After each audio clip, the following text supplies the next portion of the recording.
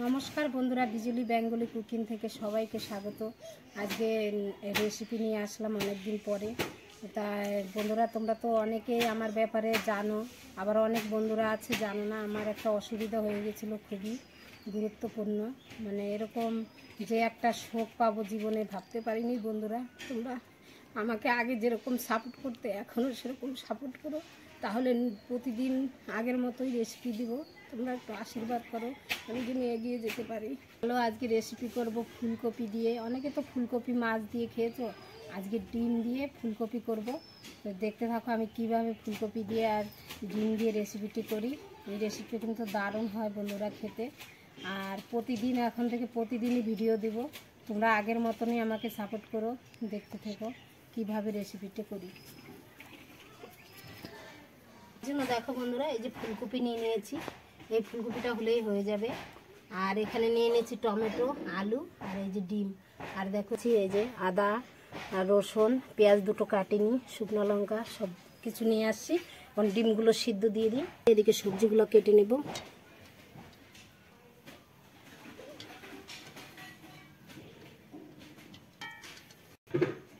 এদিকে ডিমটা সেদ্ধ হতে থাক, আর এদিকে আমি সবজিটা কেটে নিচ্ছি।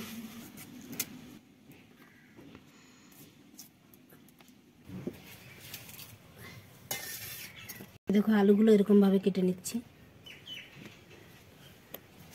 দেখো বন্ধুরা, সবজিগুলো কাটা হয়ে গেছে, এখন মশলাটা তৈরি করে নেব।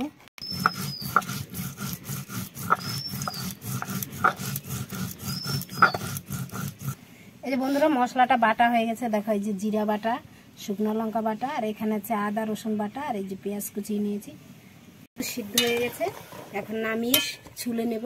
ছুলে নিয়েছি, একটু কেটে নেব এইভাবে, তাহলে মশলাটা ভেতরে ঢুকবে ভালো। এইভাবে কেটে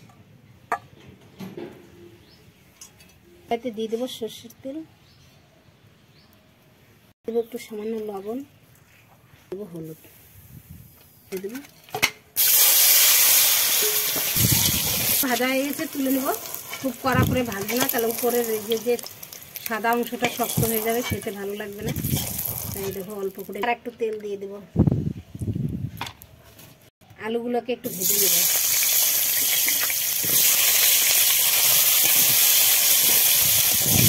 এর মধ্যে আর লবণ হলুদ দিলাম না, কেন ডিম ভাজলাম তো, ওই হলুদ আর লবণ আছে, তার জন্য আর দিয়ে নেব। দেখো আলুগুলো লাল লাল করে ভেজে নিয়েছি, এখন তুলে নেব। ওই তেলের মধ্যে একটু হলুদ দিয়ে দেবো, সামান্য একটু লবণ দিয়ে দেবো, আর তেল দিব না, এই তেলে ভাজা হয়ে যাবে।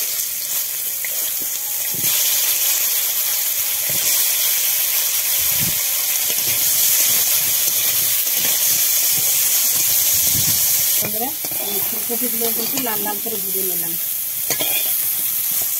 করে ভেজে নিয়ে লবঙ্গ, এলাচ, দারচিনি আর একটা তেজপাতা দিয়ে দেবো। দিয়ে দেবো একটু জিরা। পেঁয়াজটা লাল করে ভেজে নিয়েছি, দিয়ে দেবো রসুন বাটা।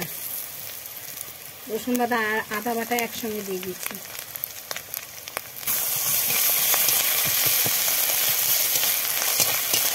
জিরা বাটা, ধনে বাটা দেবো না বন্ধুরা আজকে।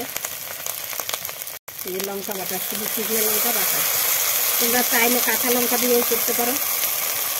অল্প একটু জল দিয়ে মশলাটাকে কষিয়ে দেবো। হলুদ গুঁড়ো দেবো, টমেটো কুচি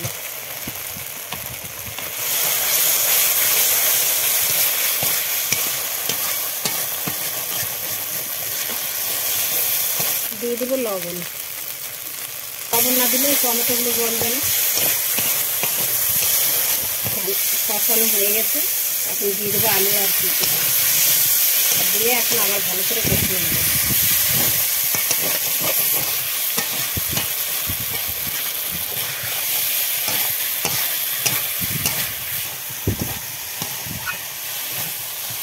দেখো বন্ধুরা, কত সুন্দর কষানো হয়ে গেছে। এখন আমি জল দিয়ে দেবো।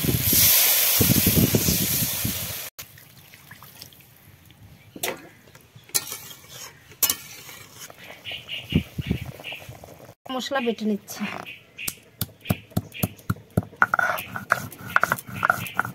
দিয়ে দেবো।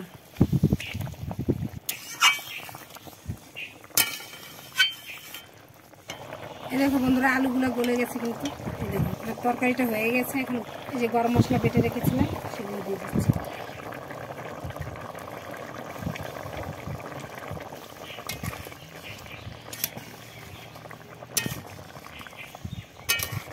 তরকারিটা হয়ে গেছে, নামিয়ে নিব ধনেপাতা কুচি দিয়ে।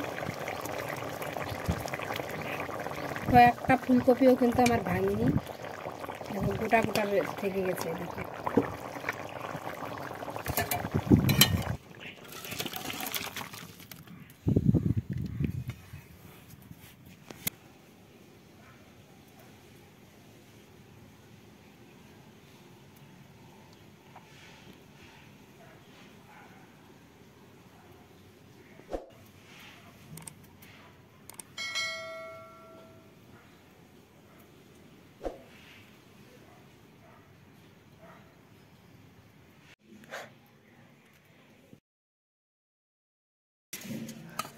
এই দেখো তরকারি, এই যে ফুলকপি,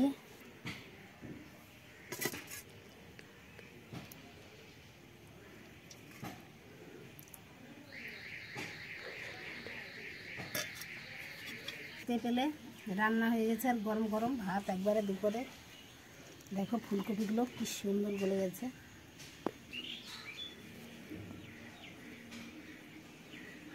দেখো বন্ধুরা ডিমটাও কত সুন্দর হয়েছে। দেখো বন্ধুরা ফুলকপিগুলো কত সুন্দর, দারুণ হয়েছে বন্ধুরা, দারুণ দারুণ হয়েছে বন্ধুরা, দারুণ, খুব টেস্টি। এত সুন্দর হয়েছে না ফুলকপিগুলো, এত ভালো লাগতেছে। এই যে দারুণ হয়েছে, দারুণ। এই রেসিপিটি ভালো লাগলে লাইক শেয়ার কমেন্ট অবশ্যই করবে। আর আমার চ্যানেলটিকে সাবস্ক্রাইব করে আমার পাশে থাকবে নতুন নতুন ভিডিও পাওয়ার জন্য। আজকের মতো এখানে রাখছি, দেখা হচ্ছে নতুন কোনো ভিডিওতে। সবাই সাবধানে থেকে সুস্থ থেকে।